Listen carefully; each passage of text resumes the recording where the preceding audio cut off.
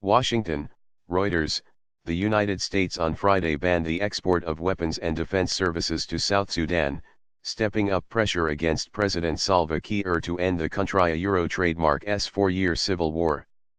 The Department of State today announces that it is implementing restrictions on the export of defense articles and defense services into South Sudan. State Department spokeswoman Heather Nauert said in a statement. While the United States does not conduct arms sales with South Sudan, the move prevents any U.S. company or citizen from providing military equipment or defense services to the country's trademark's warring factions. The unilateral arms embargo is another signal that Washington is losing patience with South Sudan trademark's leaders after ceasefires have been repeatedly violated. The war has been marked by brutal attacks against civilians, which has sparked the regional trademark's biggest refugee crisis since the 1994 Rwandan genocide. In South Sudan trademark's capital Juba, Kiir trademark's spokesperson Atani Wekatani declined to comment. The Trump administration urged neighboring countries and African groups, such as the 8-member Intergovernmental Authority on Development, IGAD, to sanction South Sudanese officials who are aiding the conflict. We encourage IGAD and the African Union to consider sanctions measures against those who undermine the peace process, Nauert said in the statement. She said the State Department would amend the International Traffic in Arms Regulations, or ITAR, to reflect the arms ban on South Sudan. ITAR is the official name for a 40-year-old set of rules governing the export of defense goods and data perceived to have implications for U.S. national security. Countries currently on the ITAR blacklist include Belarus, China, Cuba, Iran, North Korea, Syria, and Venezuela. Officials sanctioned. Some top officials close to Kiir have already been sanctioned by the United States, including the once powerful army chief Paul Malong, who was later fired and forced into exile when he quarreled with the president.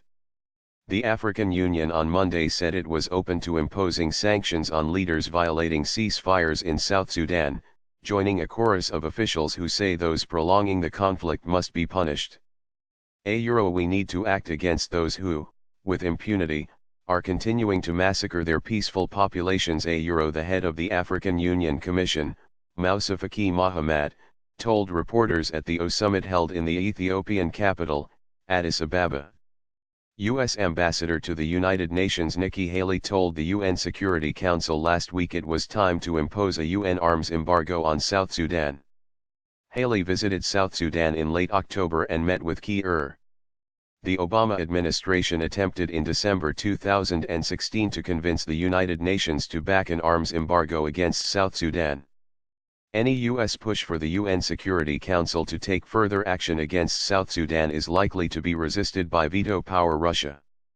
The Council sanctioned several senior South Sudanese officials on both sides of the conflict in 2015. Time has come to acknowledge the hard reality that the leaders of South Sudan are not just failing their people, they are betraying them. And so this council is at a crossroads, Haley told the council last Wednesday. We cannot stand by idly as innocent civilians are murdered and raped. War. Oil-rich South Sudan has been wrecked by civil war since 2013, when troops loyal to Kiir clashed with troops loyal to then Vice President Riek Machar. The conflict has claimed tens of thousands of lives since then, slashed oil production and driven about a third of the population of 12 million from their homes. The European Union imposed an arms embargo on Sudan in 1994, which was amended to also apply to South Sudan when the country gained independence from Sudan in 2011.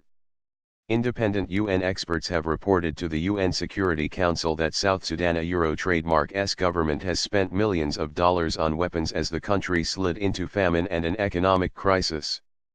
In January 2016, UN experts reported that sources had told them, Uganda either supplies South Sudan with its own stock or acquires the weapons and then transfers them to South Sudan, without necessarily involving or obtaining the consent of the primary seller.